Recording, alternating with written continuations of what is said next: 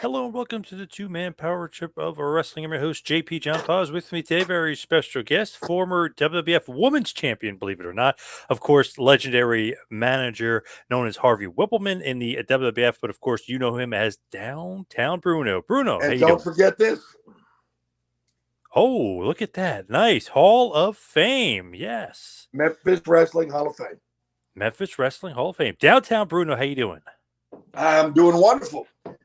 It ain't got cold yet, particularly here in North Mississippi in the Memphis area. So I'm happy. It ain't as hot as I'd like it, but we ain't got the ice and snow yet. So that, as far as I'm concerned, it's a good day.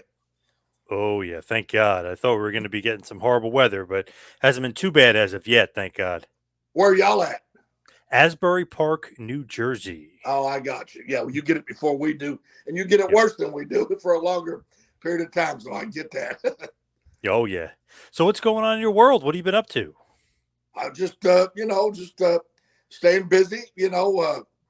I do a lot of conventions. I do a lot of uh, uh, matches and special refereeing for Pro Wrestling Mid South, which is a great organization here in this area. It's in Dyersburg, Tennessee, about an hour and a half north of Memphis, and I'm the senior official there. And I did something for Bluff City Wrestling this past weekend in West Memphis, Arkansas, uh, for a great promotion over there.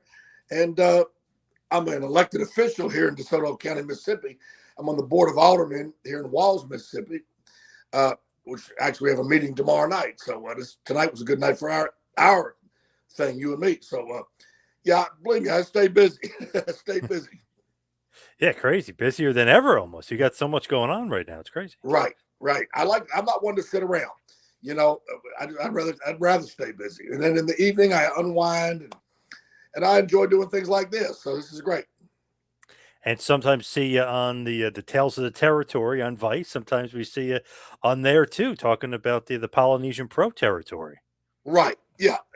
My thing was I never wanted to do the dark side of the ring type thing because I don't like to be negative in life. Did bad things happen in our profession on occasion? Sure. That's any profession. I don't want to perpetuate it or add to it, let me say. But Tales of the Territories on Vice was the opposite. We were just talking about how it was in the various territories because a lot of people nowadays that watch WWE and whatever else they watch, I'm not familiar with any other place, but I'm just saying they don't understand. Maybe they're too young. Our business was comprised of territories. Each part of the country had their own regional territory for years and years and years before the business developed through cable TV and nowadays streaming and, of course, social media, internet, on and on and on. Every part of the country had their own territory, and that's all you saw in that part of the country was the territory that you lived in. So I think it was interesting for a lot of people to hear about these various organizations. And I was privileged to be a part of the Hawaii uh, episode of Tales from the Territories. How did you actually get out there, just originally get out there to Hawaii, even to be a part of that territory? It seems so like, Memphis, Hawaii, it just seems so like literally on the other side of the world for you. Yeah, it was a long swim. No, I'm going to kid. No, I'll tell you. I was in Kansas City with Rocky Johnson in, I'm the world's worst at this. I think it was 83. I'm pretty sure it was 1983. And he thought I was being underutilized there. And he said he was helping with the book, doing the booking for the Mavias in Hawaii. Of course, he's part of the family, married into the family. So he wanted to know would I be interested in coming to that territory, to Hawaii. Let's see. I know it was in January when I went out there, when I first went. Let's see, January in the Midwest or January in Honolulu. I mean, it Yeah. wasn't much of a pulling teeth to get me to come there. So that's how I wound up in PPCW, Polynesian Pacific Championship Wrestling, because my dear friend, God bless his soul, Rocky Johnson. Just crazy that territory and like look who went out there, look who performed there. Even like WWF and NWA guys were on the same card together out there. It's like, wow, what an awesome territory it was at one point. Oh, it was fantastic, man. I was out there. It was Rocky Johnson, Jimmy Snuka, Kevin Sullivan, Jerry the King Lawler, my mentor, Rock and Roll Express, Lars Anderson. Uh, gosh, I know I'm leaving quite a few out, but I'm just saying that's just a small list of some of the. Mark Lewin was there when I was there. And a lot of guys were there when I wasn't there. Like, I was never there when Andre was there, but he came on at least one occasion, maybe several that I'm not sure. But yeah, a lot of guys. The American Dream, Dusty Rhodes, God bless his soul too, was over there. Just anybody and everybody. Crazy. Flair went over there and defended the NWA title. So it's like anybody who's everybody pretty much went over there. Right, right. And it was I enjoyed my time over there, you know. And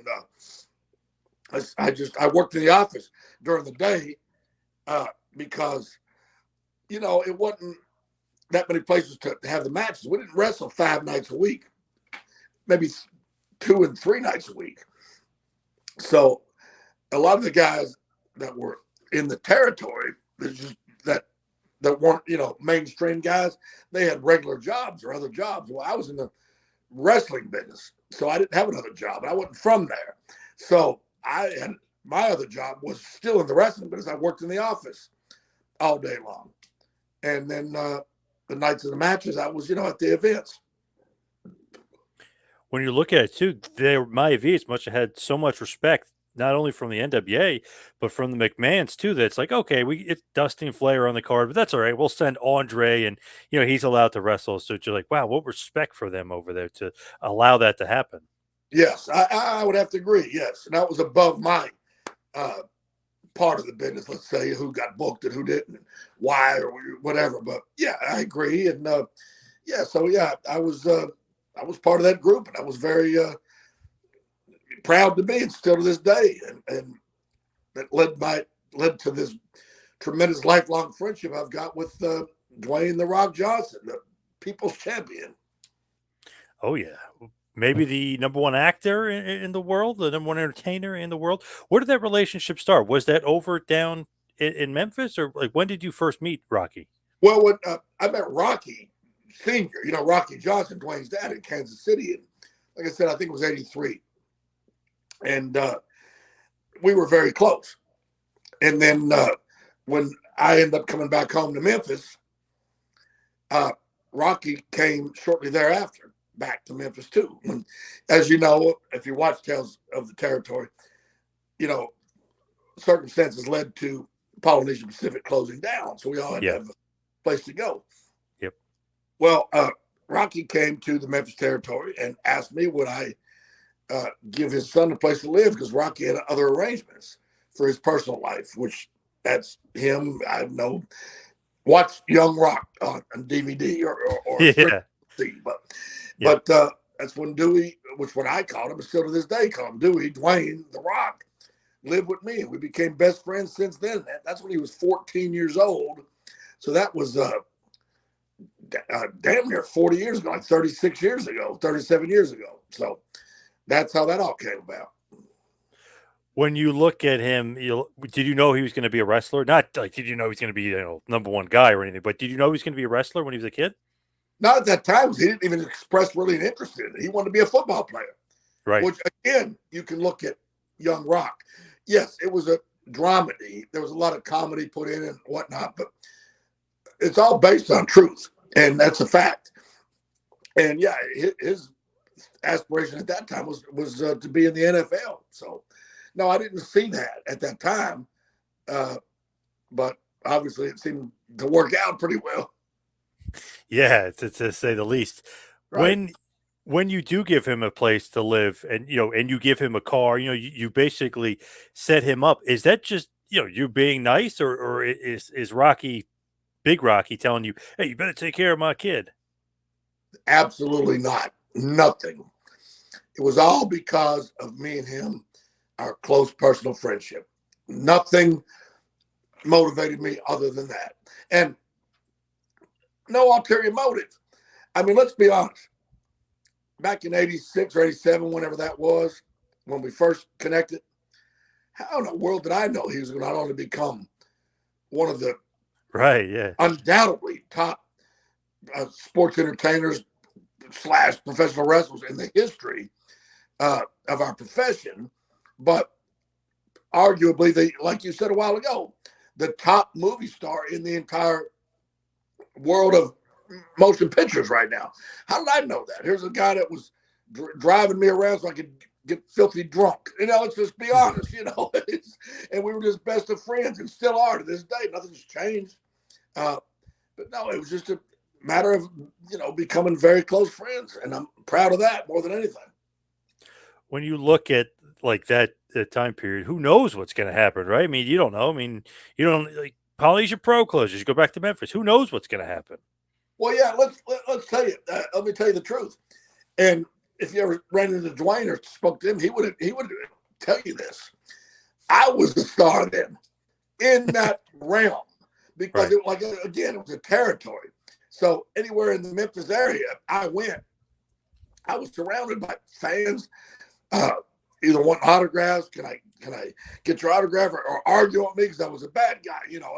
We see what you did to Lawler. He's going to get you whatever. Dwayne was just with me as a friend. I was the star. And I'm not bragging on myself. It wasn't me that was so powerful. It was the Memphis TV was really highly rated. So, he wasn't on TV and he was 14. So I was the star then. So that's the funny part. Who would have dreamed? Now he pays it forward, right? He gave you a car after you let him have a car, right? I mean, that's an amazing story in and of itself. He bought me a brand new Ford F-150 for Christmas in 2020 and made me an executive consultant on the show Young Rock, me along with another great guy, Chavo Guerrero, who was the physical consultant with the wrestlers, the actors that played wrestlers or the wrestlers that played actors. You know what I mean? Like, Yep. I don't mean wrestlers that played actors, but in other words, I would help line up like local guys around Memphis when they were filming in Memphis. And then Chavo would have one guy who's a really good friend of mine named Brandon Ray, who played Adrian Adonis. Just a brief cameo, but he had the same body type or whatever, but he had to shave his mustache and beard that he has in real life. They put like a wig on to be Adrian Adonis, whatever. And I, helped line up a lot of the guys. But then Chavo's job was to show them what to do as far as the physicality and the appearance-wise. So, but yeah, getting back to what you said, Dwayne took care of me with the truck, but also put me as an executive consultant on that show. And I'm just very proud to have dealt with Chavo on it too, because he did a great job, and he's a hell of a guy. What'd you think about that? That's got to be pretty emotional, though. I mean, like, he's really paying it forward. He remembered all that stuff from back in the day. Oh yeah, we still stay in touch on a regular basis. We're very close. I mean, just because Young Rock is right now on, let's just say, hiatus, because you never know. Now that the Hollywood strike is over, it may be back. But yeah, we stay in touch, not just because of business, because we're family. I mean, we're not just best friends, we're family. And he's one of the few people in this world that I would literally die for. And I really would. And I really mean that. When you look at Rock, where do you put him in the pantheon of wrestlers, like of all time? Like, where would you put him? Where would you rank him? Oh, way up there. Here's the thing. Like, you have this, not you, but I'm saying the world has this thing now. They ask everybody, what is your Mount Rushmore of Oh, the yeah. wrestling? Okay. Yep. And I say, I can't rank people. This is number one. This is number two. And I certainly can't put four people. It's impossible. Impossible. Okay.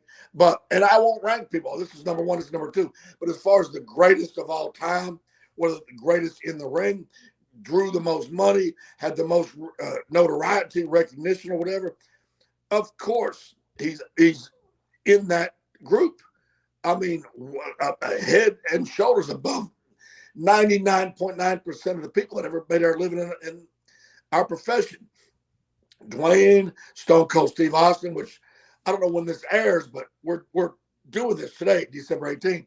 This is Stone Cold Steve Austin's birthday. So, oh, nice. I already reached out to him today and happy birthday. We text back and forth. But whenever this airs, still, yeah. But Stone Cold is up there. Hulk Hogan is like the Beatles or the Elvis Presley of our profession. Yep. Nobody's in second place from Terry. He is number one, period. And everybody can agree on that. But everybody else, it's in our business has a purpose and a place. But Hogan is the man. Dwayne, Stone Cold, Jerry the King Lawler, Macho Man Randy Savage, Dusty Rhodes, Undertaker, John Cena, Triple H. I mean, I know I'm leaving out a bunch, but I'm just saying that's Ric Flair, of course, drew money from ever and ever. Harley Race, and one guy that doesn't get mentioned a lot that should, in my opinion, is the Magnificent Morocco. To me, he's one of the best that ever stepped through the ropes. Love Donnie Morocco. Yeah, he was the man. Yeah. Yes, absolutely. Funny, Absolutely. I was looking at somebody on the X or Twitter, whatever it's called today, and they said, "Oh, is Hulk Hogan in your top 10?" And I was like, "Top?" Like they were talking about all-time greats. I was like, "Is this guy nuts?" I was like, "Is he in top?" It's like he's in the top one. Probably, if you want to say top two, if you're going to say somebody, random, but he's got to be the best. I mean, geez, Louise. He drew money for a longer period of time on a regular basis for more than anybody in the history of our profession. And that's in the discussion. There's no argument. There's no debate. Yep. And like I said, he's like Elvis Presley. When it comes to rock and roll singer, nobody's in second place. When it comes to a group or a band, when it comes to the Beatles, nobody's in second place. And the truth is, I'm not even a huge Beatles fan. So I'm not saying it because I love them so much, but and that even shows even more how sincere I am. I don't dislike the Beatles. They just weren't my cup of tea. But you can't nobody argue and say they weren't the highest grossing for their time period musical act of their time, which is true of all time, actually. Yep. And the thing is with Hogan too, would there even be the modern day WWE as we know it today, the billion-dollar company without Hogan? I doubt it. Oh, I doubt it too. He was the spearhead. I'm telling you. I mean, if he wasn't over like he was, I mean, we couldn't have went worldwide, let alone nationwide, trying to just push somebody that didn't have that intangible thing that Hogan had. I mean, period. There wasn't no Dwayne back then. There wasn't no Stone Cold back then. Whatever. Arguably, maybe Flair could have came and ran with it. I mean, I'm not saying he couldn't have, but at that time he was with the Crockett's and the other places. So Hogan was the one that made it happen. Man, like the WrestleMania, obviously, but pay-per-view in general, then the big four of the pay-per-views because of Hogan. I mean, he started pretty much everything to going global, then or going nationwide, then going global. All Hogan. Yes, of course, Vince is a genius and it's his business, but without that top guy, without Hogan, none of that stuff is happening.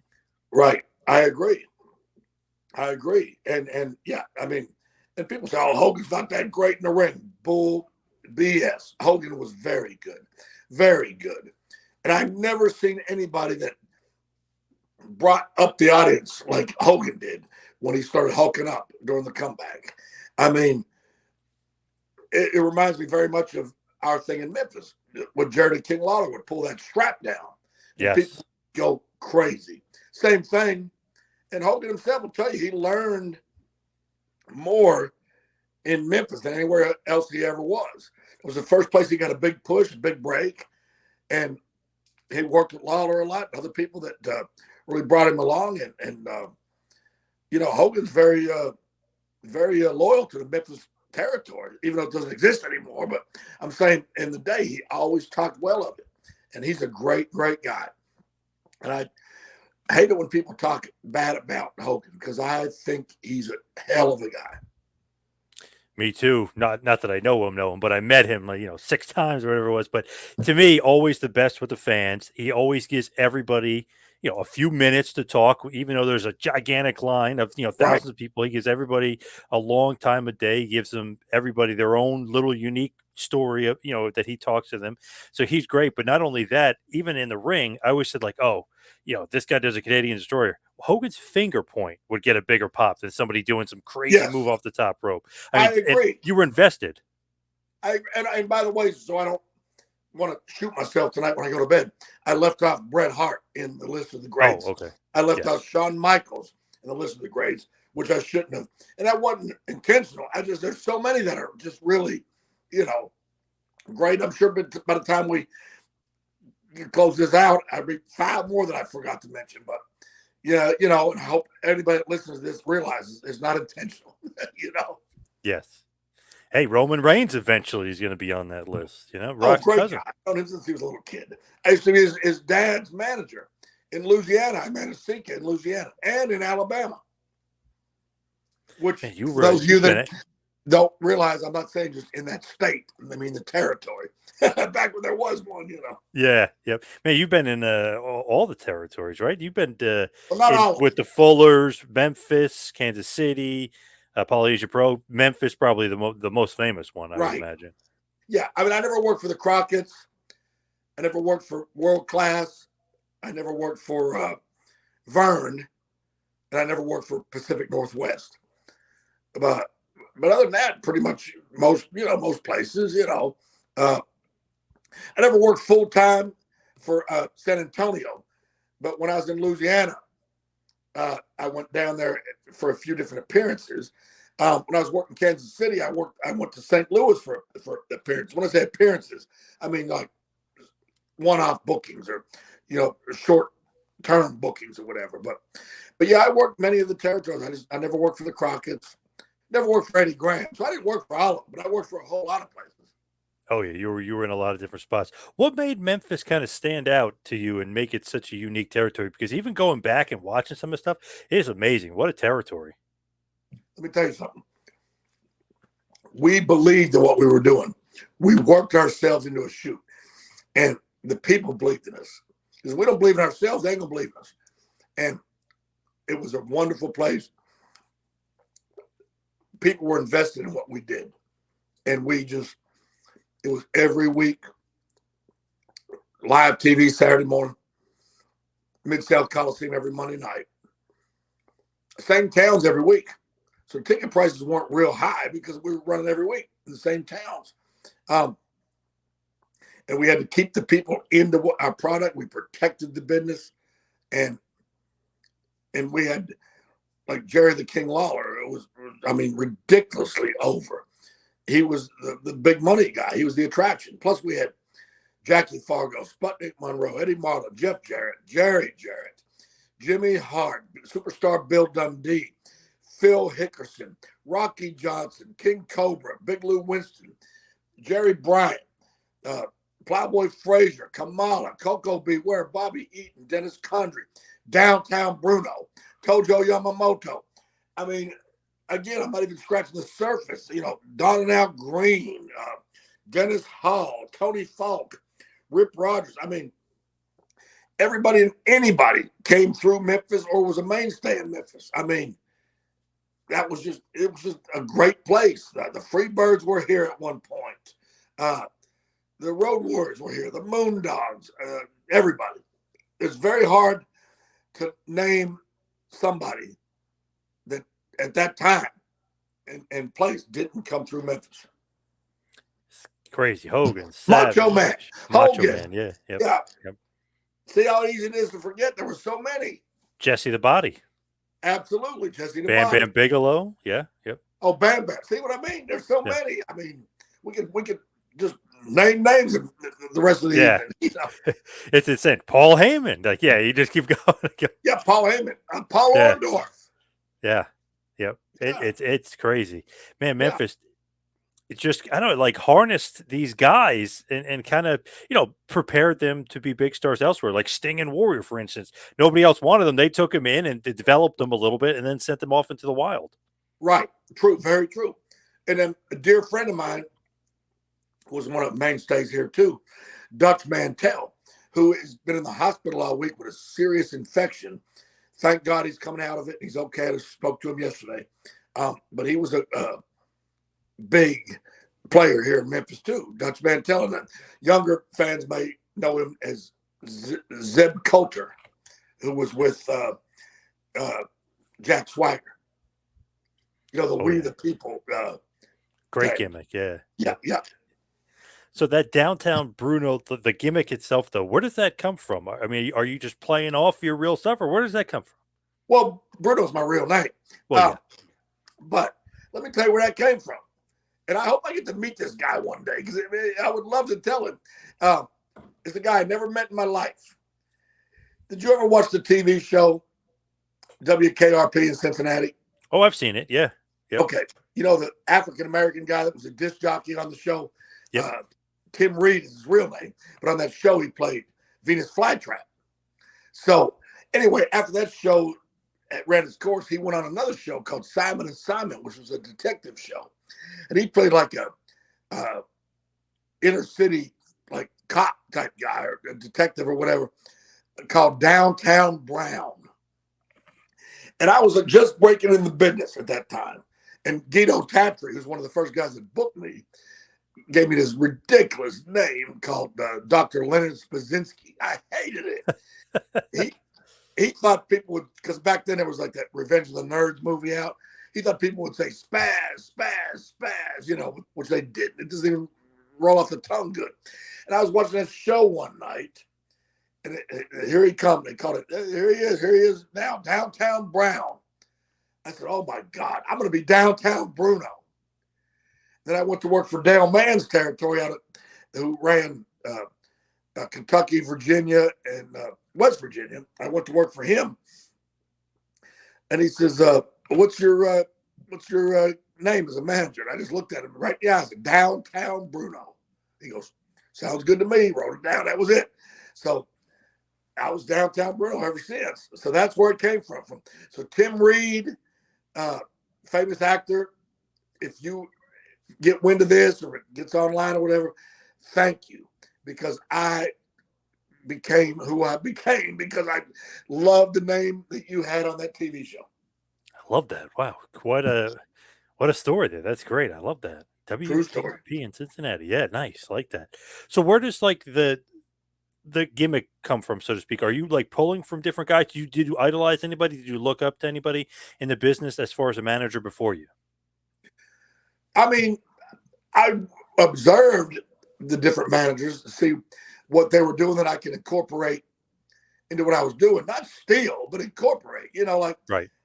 I'm watching the guys that were there before me to figure out, oh, that's good how they did that. Oh, I see how he did that. You know, whatever. Oh, that's a good idea.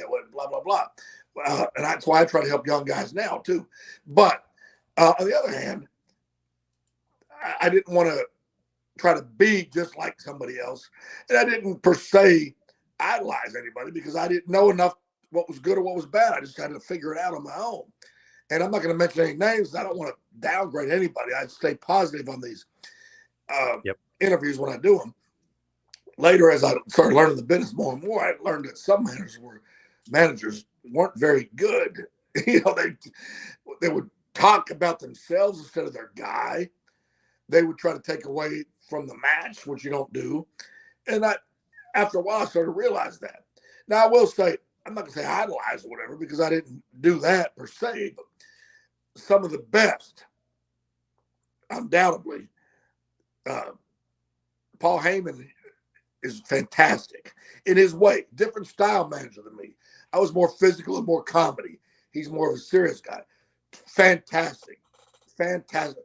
We had a big rivalry because when he came to Memphis, you know, we're both the same exact age, trying to get the same exact spot. So naturally, we had a little heat with each other. That's over the bridge. We're very good friends, close friends. Cornette, I think, is one of the best, if not the best, mouthpiece I've ever heard in my life. And tremendous intellect for the business. We both look at it the old way. And I really value most of what Cornette brings to the business. And when I say most, I'm not taking anything else away from him, whatever. This is not a criticism on Jim. And Jim, I hope you're listening to this or read this. The only thing that Jim had against him is not that he can help this. There's nothing he's done.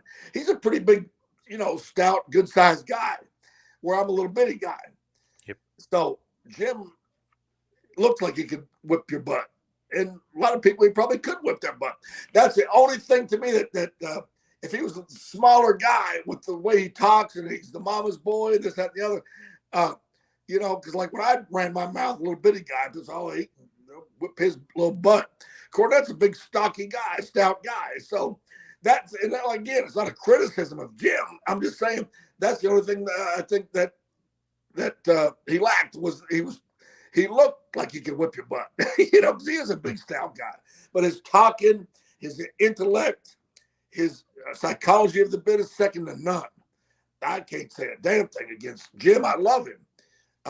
Heenan was great, of course. I mean, how can anybody say anything bad about Bobby Heenan? He was a tremendous manager, you know. Jimmy Hart, great friend of mine, great guy, great manager. Me and Jimmy have a lot more in common, you know, as far as the comedy type manager, but could get heat if we had to, you know. Absolutely. Those are some of the all-time greats there for sure. Right. And like I said, there's a lot that I don't think we're good, but I'm not even going to mention them because why do I want to, you know, at this stage of my career and my life, I'm not going to put anybody down, you know. Right. Yep. So how do you get into the WWF? I know it happens in the early 90s, around 1991, but how does that happen? Like you're in the territories, you're going through the system, if you will, the territories start fading away. So how do you get into the WWF? Well, yeah, I was working full time for Memphis, of course. And by that stage in my career, I was in charge of the rings. Plus, I was a senior referee for the Memphis territory. Another dear friend of mine, Sid, left WCW and was starting with WWE, F, but we say E now, even though it was F back then, you know. Yes. But he got up there and they said, hey, we're looking for, you know, a manager. We need another manager up here. You know, at that time there was damn near every heel had his own manager. You know, they wanted another manager, and Sid mentioned my name, and he asked them to take a look at me. And at that point, I'd already been in business 11 or 12 years, and I always got along with everybody I ever worked with, and I never had an issue with anybody per se. So everybody said, "Oh yeah, we know Bruno. He's great. I was in Memphis with him. I was in Kansas City with him. I was in Louisiana, whatever." Everybody talked highly of me. So they brought me up to Worcester, Massachusetts, just outside of Boston, and you know, had a discussion with me and put me out in a dark match, a dark interview, this, that, and the other. And obviously impressed the powers that be, because I've, you know, been a part of that organization ever since. Pretty long run you had there for sure. Where does the name come from, though? How are you Harvey Whippleman? You know what I mean? You're downtown Bruin, now you're Harvey Whippleman. Where did that come Well, from? because they wanted to make their own names and their own people. And I'm sure it had a lot to do with it, the fact that one of the WWF, WWE, whatever legends was Bruno Sammartino. So, and I was brand new to that part of the country and whatnot. I guess they didn't want no confusion. So Gene Okerlund and Gorilla Monsoon came up with that. And I didn't care. As long as that paycheck said Bruno Lauer, I don't give a damn what they call me. Where did they ever explain like where that came from? The actual name Harvey Whippleman. Well, they were just throwing names around. That was back about the time that Pee Wee Herman got in that issue with whatever. So they were going to call me Henry Herman, just to play off on the Pee Wee Herman thing. Yep. But then, no, that's too obvious. And then once that fades out, we're just got a one-trick pony here. So I said, okay, how about a Harvey Herman? He said, how about Harvey Whipple? And then, okay, that's fine. I don't care what the hell you call me. And then we got to the ring, and then Okerlund announced me as Harvey Whippleman, even though in the back they said Harvey Whipple. But at that point, it was too late. So that was that. And I don't care. That's fine. Yeah, exactly. So the look is actually supposed to be like that Pee Wee Herman-esque suit. At first. Now, if you noticed, after a while that faded out. I was dressed differently, but that lasted a couple of years. So funny how things can just happen. Like we think it's like some mastermind thing. It's just like Mean Gene making a misstep or Gorilla joking around. You know what I mean? It's crazy. Right. Yeah. So it worked out. And, hey, I couldn't be happier with it, how my life has turned out. I just hope it continues to be blessed as it is. So I think it was Big Bully Busick first, right? And then Warlord, the two guys you managed, or am I wrong on that? No, you're 100% correct. Big Bully Busick, then Warlord, then Sid, then Kamala, then John Gonzalez, then Quang, then Atom Bomb, then Mr. Hughes. I might not have this in chronological order, but just roughly. And then Bertha Faye, then Well Done, and Fabulous Moolah. Brooklyn Brawler, I managed on and off for years. They always threw us together. We're best friends. And then I faded into behind the scenes type individual, which I don't care.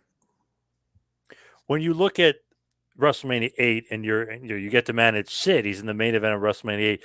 What's that like? Because I mean, that's a major step up. I mean, not only WrestleMania, it's the main event and it's Hogan. Oh, it's tremendous, and I loved every minute of it. And there's been a wives' tale for years that the finish was screwed up. It was not. That's exactly how it was supposed to come about. Period. End of story. Bam. Nobody was late. Nobody shouldn't have kicked out when they did or kicked out when they shouldn't have. That's bullshit. It was exactly how it was supposed to be from A to Z. Where does that story come from, though? That like, Papa Shango missed his cue and Sid had to kick out, even though it kind of doesn't jive well. If you really think about that story, it doesn't kind of make sense. It don't make sense. I can't even say from the internet jockeys because back then there wasn't that. I guess I don't know the back then it was on dirt sheet people. I guess somebody made it because it wasn't true. It's not true. It's just not true. I always figured though, because Hogan is leaving right to do movies, and Sid was kind of going to be, maybe anointed, not the next guy, but he's in the main event of WrestleMania. That's probably why let's not just beat Sid here. Let's keep Sid strong because Hogan's going to make movies. Yeah, I mean, I wasn't privy to all that, high level stuff. I just showed up, did what I was told, took what I was given, and moved on to the next day. So, but I mean, it makes sense what you're saying. But yeah, but none of that, all that other stuff is not true. It's just not true. Yeah, it's just, I don't know. I never kind of bought into that. I was like, because it actually seems to work out pretty well. Because then, obviously, the DQ happens. Hogan's getting beat up, and Warrior makes his return, and the crowd goes nuts. So it's Right, all kind of leading to Warrior's return as Hogan, is going to be on the sidelines for a little bit. right. And I never had no problem with Warrior. A lot of people did. I didn't. He was always nice to me, so I can't say nothing against him. When you're involved in that match, what's the experience like? Is that right? Because it seems like, wow, it's got to be pressure packed. You're in the main event of WrestleMania now. Well, in a way, but I'd already been in the business over 10, 11, 12 years at the time. So it wasn't like, that it was like I was just thrown into something. I'll be truthful with you. It's more pressure when I go to like Ripley, Tennessee, in front of 90 people because they're right on you and everybody's looking at everything. It's just, you know what I mean? Yep. At WrestleMania, nobody's paying attention to me as long as I don't screw up something. It's just, roundabout way, it's almost easier. Now, if I was involved in a real complicated scenario there, yeah, that'd be a lot of pressure. But I've done so many damn matches that by that time I was like, I know what to do, and I'm not saying it to be cocky by any means, but it's harder when it's like a small, enclosed little small auditorium. And you know what I mean? If that makes sense. Yeah. Everybody's focused on you because there's nothing else to really look at. WrestleMania, yeah, it's a gigantic place. Everybody's looking elsewhere, looking at Hogan, looking at Sid. Right, correct, exactly. So, but yeah, don't get me wrong. I didn't take it for granted. I knew what I was supposed to do and when I was supposed to do it. But like once again, I wasn't like a new guy just came out of developmental, which didn't even exist back in those days. I was already developed. Our days, developmental was working all the territories until you finally got the call to go to the WWF. What was it like with Giant Gonzalez? You mentioned managing him. Did he like seem like okay? This guy's going to be like a major player. Like, what did you think about Giant Gonzalez? Because obviously, Elegante WCW didn't work out well. Obviously, the Atlanta Hawks career didn't work out well. Did you Right. think he was kind of meant for the wrestling business or not? Because this is a No, he former was basketball no, player. he was he was an attraction. He wasn't. I mean, he wasn't great in the ring by any means, and everybody that was listening to this would know I was lying. If I said Hmm. it otherwise, he was not great in the ring. Great guy. I loved him very much. God bless his soul. But no, he was an attraction. But he wasn't like Andre. Andre could perform. Gonzalez really couldn't. But I mean, who would want to come see an 8 foot tall guy? I mean, once he put his boots on, he was literally like, if not 8 foot, right at 8 foot tall. So, I mean, I got along tremendously with him, and we were in a lot of main events with Savage and Undertaker. Never had that run with Hogan, which I wish we would have, but just timing didn't work out. But that would have been wonderful. That right there, because Hogan could have made him look like Shawn Michaels. You know what I mean? Because Hogan knew how to do that, get the most out of the least. But the cards didn't fall that way, unfortunately. Would that have been the summer of '93? I guess before Hogan left, because I remember there's that infamous picture in my house show where Hogan and him have the stare down. Obviously, he's looking down at Hogan, but they have that infamous stare down that people got that awesome picture of.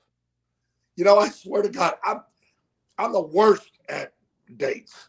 I'd be lying if I told you, oh yeah, 93, 94. I don't know. I mean, I barely remember what I had for breakfast. I'm not that. I'm just, yeah. I don't know. I'm bad. I know the year I broke in, and I was bad about remembering my own mama's birthday. My aunt used to have to call me, Bruno. Mama's birthday's coming up. I have to have it all wrote down now. Mama's not with us no more, but I got where I had to write everything down. I can't remember dates. I'm the world's worst on that. Oh I'm my surprised god! my dadgum electricity's on here in my house because I forget to pay the bill. If I get a bill in the mail. I hate when that happens because then the bill comes the second time. You're like, wait, didn't I pay this? And it's like double. You're like, oh, maybe I didn't pay it. I guess I forgot. Right. Yeah, I hate when that happens. Yeah. But I'm Oh yeah. exaggerating. I've never done that. But I'm saying I could. I can't keep up with stuff like that. I believe it was the summer of '93 with Hogan and him, but that would have been pretty cool. Just as like Hogan versus a monster. That was like the tried and true thing of the '80s. Right. Hogan versus Andre, Hogan versus Bundy, Hogan versus Stud. I mean, Hogan versus the monster. Yeah. Then they had to come along with these guys that were talented. Bret Hart, Shawn Michaels, this and that. Oh God, why'd they do Yeah, that? it's ruined it. Damn it. When you look at it too with Gonzalez, you're short and he's so tall. It just made it look even cooler. The dynamic, because it made him look, Right. which is you didn't really need to do it, but it made him look even taller, right? I mean, it's Oh, crazy. absolutely. I was at a signing in Florence, Alabama about 6 months ago. You ain't gonna believe this. I swear to God, I'm not lying. Guy came over to my table. Hey, can I get your autograph? This, that, and the other. And I had a picture with me and Gonzalez on the table and some other ones. He goes, "How did he wrestle with them stilts on?"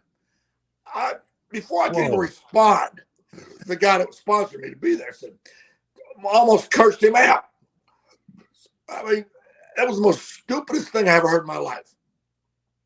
Well, the guy's nuts. How He could you never even saw think he Giant had Gonzalez. stilts on? It's, how you've seen the circus performers with stilts. Oh It's yeah. Yep. a guy like my size. How could he even think they had? It was the most. Oh my God! I mean, that's off the subject. I just had to bring it up because that Yeah, yeah, plays that's in my weird. mind. Oh my God! Yeah. Tell that guy when he gets back from Mars, give us a call, right? I mean, geez. Yeah, no. I wanted to ask him what color was the sky in the world he lives in. Yeah. Wow, that's nutty. So I guess Yeah, you never heard of Giant Gonzalez before. That's crazy. yeah, it's ridiculous. What'd you think of that outfit, though? Did you think that was a terrible idea for an outfit? No, not really. I thought it was attractive. I say attractive. I don't mean like, but I mean, Yeah. it drew attention. Obviously, you're mentioning it 30 years later. Yep. So I remember it's funny about that outfit. We were up in Nova Scotia for the company, and Jack Tunney was running the towns up there. I think it was, I'm just going to say these towns. It might not have been, but I think it was Moncton and Halifax. Moncton was like the afternoon show, and Halifax was the evening show. So Jack Tunney had a van drive us from town A to town B, and we were all in this van. Me, Gonzalez, Jim Duggan, Ludwig Borga, Virgil, and my close friend Brooklyn Brawler. And we were driving on these Canadian hills or whatever. And Duggan says, we all had to pull over and somebody had to pee or something. And Duggan says, and we were all still in our outfits because we were going to the next town, so just, we put jackets on or whatever, but, we didn't change. Duggan said, hey, let's have Gonzalez run up on the top of that hill. Next time a car comes by, let him come running out with his arms up. Like Bigfoot was. Yeah. Oh, my God. Yeah. Yeah. I said, hell no, one of these damn Canadians just came back from moose hunting and might kill him. I said, no. Oh, my God. He actually, with that outfit on and how tall he is, I think everyone would buy it a second that he looked like Bigfoot. But I mean, I was scared that somebody, I thought it would have been funny, but I was afraid one of them Canadians might, like I said, up in that area. Shot at him. Who's hunting or whatever, shot him and killed him. How are we going to explain that to Vince? Hey, Vince, we were just ribbing, and we thought he'd be a good Bigfoot. Well, one of those hunters here in Canada didn't think he, didn't like Bigfoot roaming around. Yeah, they killed him. They shot him dead, Vince, but we saved the suit. Yeah, I was talking to the guy not that long ago who made the suit, or I guess it was made the idea of the suit. And he's like, yeah, it came out a little bit differently than we had anticipated. I don't know why. Maybe because they added like the airbrushed muscles, I guess. I don't know what his thinking was, but obviously just over the top WWF style. Yeah. But I loved it. I have nothing against the suit. I thought it was great. Hey, got an action figure out of it too, so that's not bad back in the day. He got a Hasbro back in the day. Yeah, maybe the multi-thousandaire that I am. Yeah, there you go. When you look at like the WWF run and you look at some of the things you did, were you the cameraman at King of the Ring 1993 that took the photo of Hogan and it blew up in his face? Was that you? Yeah, it was me. And my dumbass, I gave that jacket away that I wore that day and that hat because I didn't know this convention thing was ever going to become a thing. I mean, somebody would have wanted that. I don't even have it no more. Yeah, that was me. That was sure enough me. What was that all about? Like the actual look, though, because it looked ridiculous. Like the actual getup. Well, they just didn't want nobody to know it was me, because it wasn't a deal to put heat on Harvey Whippleman. It was a deal for Yokozuna to win the championship. But the reason they had me do it, not just some random person, because they knew I knew how to do it finished properly, and I knew how to ad lib, and me and Hogan already figured it out that somehow that flash thing didn't go off or malfunctioned or whatever. I don't remember what the plan B was now because we didn't need it. But we had a plan B. But it was just some random person like, hey, cameraman Johnny, come here. We're going to have you do this. They would have maybe screwed it up. So that's why it was me. But again, why I was in that ridiculous get up, because it wasn't a deal to get heat on me. Like I said. So it was never supposed to be a reveal like, oh, it was Dr. Harvey Whippleman. Right, because there was no payoff to that. It was just strictly because they knew I would do it right. And I'm not bragging on myself, but I'm just being truthful. I've been at that point, I've been in 15 years or whatever. So they knew I could, do it properly. That was pretty shocking. It led to the end of Hulkamania for about 9 or 10 years there in the WWF. I know. So I guess since it was part of the profession, I guess I can take pride in that. Yeah, that was a big spot, a huge spot as far as that's concerned, because it blinded Hulk, and then obviously Yoko gets the win, and he wins the title back, and then the end of Hulkamania. Right, and the funny thing is, all those Japanese photographers that were ringside for that, they were furious. They hated it. Really? Yes, because they thought it made them look bad, like I was one of them or something, So they weren't smarting up. Yeah, that Jimmy Suzuki was freaking furious. Wow, so nobody told them like, hey, one of you guys isn't one of you guys, and they're going to jump up on the apron. Nothing, none of that. No, thank God none of them pulled me off the apron or something. Yeah, that's true. What if they thought like, oh, this guy went rogue. We got to get him down. Yeah. Right. But nobody was smart enough. Did you enjoy the time with Bertha Faye and having No, the relationship, or did you not like that? no. That's an easy answer. No, no. Why? Well, here's the thing. Like I told you a while ago, I don't like to downgrade anybody, especially since she's no longer with us. Okay. Mhm. I'll put it like this as diplomatically as I can. I don't think anybody can get mad at me for saying this. We just didn't get along. That's we just didn't get along. We had uh, different ways of looking at things. Let's just put it like that. God bless her. Hope she's resting in peace. I hate what happened to her. I certainly don't wish. I don't wish that on her or anybody else, whether I like him or I don't like him. Um, but it happened. But yeah, I can't sit here and lie. Oh, it's about to fail. We weren't friends. We did not get along. I'm sorry. God bless her. When you look at your run, there's so many different things in WWF that like stick out, like WrestleMania 8, like we said, WrestleMania 9, like we said, Bertha Faye. Even though you may not have liked it, everybody kind of remembers it. It was just unique. You and Finkel having like your little feud there, just different things. They always kind of kept you around and on TV and doing something. You were kind of the heat magnet, if you will. Yeah, because they knew I was reliable, and I still am. I don't get into this too much, but yeah, I still have a certain arrangement with WWE, and I'm Right. very loyal to them. And I'll leave it at that. But yeah, they've always kept me around because they knew I was reliable. They knew I was loyal. I've been through a hell of a lot, and I always stayed loyal, and I always will. There's certain people and certain organizations that gave me my life.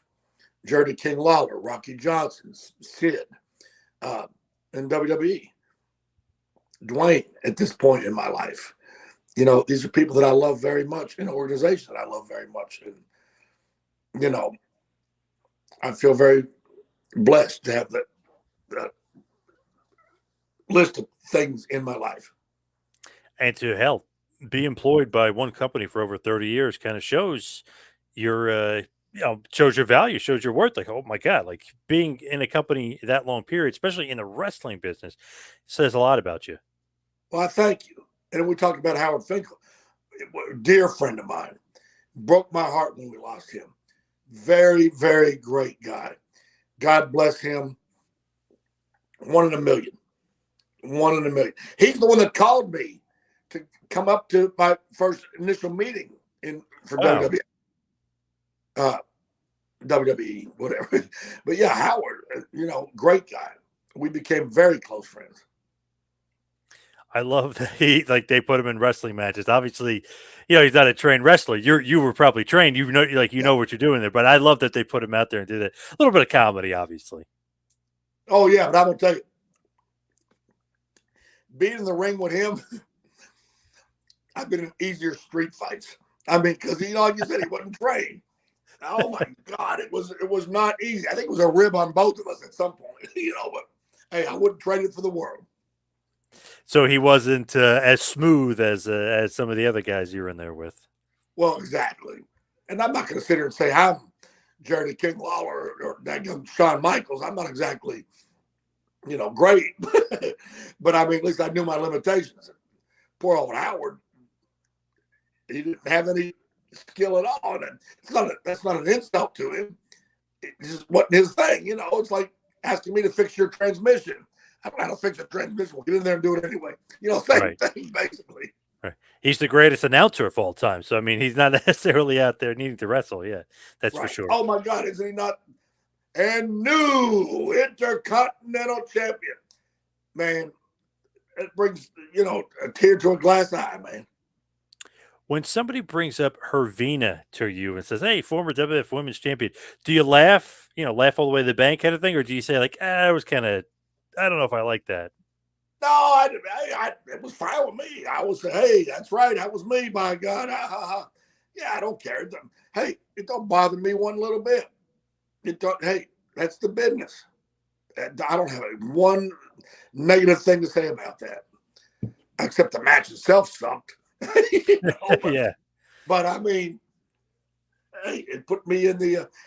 Let's say this: I can honestly say I was the WWE champion for one day. I don't have to, expound on it, and I wouldn't be lying. Yep, I was that's true. champion of the world for one day. That is true. Like, when you're looking at the resume, you could put, hey, Harvey Whippleman, WWF champion in there. So, yeah, that's good for the old resume. You're damn right. You're damn right. And that and $2.54 will get me a gallon of gas down at the corner. But still, As we wind it down here, we head towards the finish. I got to ask this because it always gets brought up with so many different people, and you've been there for 32 years, whatever it is. I mean, so many years, going to be 33 years. Do you ever think about the WWE Hall of Fame? Do you think you should be in? Do you want to be in the WWE Hall of Fame? well, I mean, who wouldn't want to be? If anybody said they didn't, they'd be lying. That's called sour grapes. I don't want to be in. I don't want to be in. No, of course. Should I be? It's not for me to say. Are there people in there that I don't agree with? That's not for me to say, or I won't say. But hey, they give me a call, tell me to come, I'll be there. The greatest honor in my career, as far as accolades, not making a living. The honor is making a living. But I mean, that plaque I showed you at the beginning, Yep. Memphis Hall of Fame, that was my highest accolade. I would love to put the WWE Hall of Fame plaque right next to that here on my desk. Sure. I would consider it a tremendous honor, and I would feel very proud. Should I be? It's not for me to say, once again. And I say God bless everybody that's in it. And maybe one day they done use everybody else up and they'll call me up. Who knows? If they do, great. If not, I'm still very loyal to the organization, and let's just see what happens. But I would love to stand up there so I could just tell everybody from the Hall of Fame stage the catchphrase that made me a living for years and years. It's like Mama says, it bees that way sometimes. Yes, love that that expression, and I love that Sid used to use it too. I mean, I just thought that was awesome. Obviously, a little bit of homage to you, his buddy. It was, and it meant a lot to me. Yeah, and I can't lie. I got to give credit. I got that from a man I managed in Louisiana back in the early '80s, Iceman King Parsons. Oh, yeah. He used to use it because back then, what was said in Louisiana or Dallas, the places he worked, you didn't hear it in Memphis. Again, like we said, it was territories. So when I came back to Memphis and used it, it was mine. Yep. Even though I got it from him, and I acknowledge that. Great guy. God bless him. I mean, he's still living, I'm saying, but God bless him as a person. Yeah. But, yeah, I got that from Iceman. I ain't going to lie. But I made it my own in Memphis. What's next for you? What do you got coming up down the pike? Hey, I just want to continue to make a living in my chosen profession, and I want to continue to serve my community here in Walls, Mississippi. I still make appearances at Pro Wrestling Mid-South about every other month up in Northwest Tennessee and in West Tennessee too, Jackson, Tennessee. And just, people call me to come to a convention or a signing or whatever, and things come and if I feel like it's something I want to do, I go. There's people there I like to see, and if the situation warrants, I'll be glad to go. And as far as what else, in 2025, I have to run for re-election on the Board of Aldermen for my seat here in Walls, Mississippi, and I hope everybody votes for me. I'll probably be out begging for campaign contributions. I might reach out to you to put it out online too, so I can get people to help me buy signs and T-shirts and whatnot. And basically, that's it. If anybody's interested in bringing me to an event or whatever, I have a good friend of mine. I have no social media, none. Oh, a good friend of mine that's got a Facebook page called Downtown Bruno Bookings and Appearances. So if anybody would like me to come to an event or whatever, you can reach out to him. His name is Daniel Matthews, who runs Net Pro Studios out of Kingsport, Tennessee. But that's how you can reach me. And if you want me to come to a event or whatever, he's my go-to guy. And we'll work it out if y'all want me to. And if it's good for both of us, I'd love to do it. So holler. like All my good right. friend Teddy Long used to say. All right. Awesome. Bruno, thank you so much for all the time. Really appreciate it. Hey, I enjoyed it. I look forward to seeing you in next time I'm up your way, my dear friend. You're a good guy, and I hope this draws record rating. Yes. Awesome. And I hope to see you up here in the Northeast very soon. Thank you so much. Thank you. God bless you, and God bless everybody.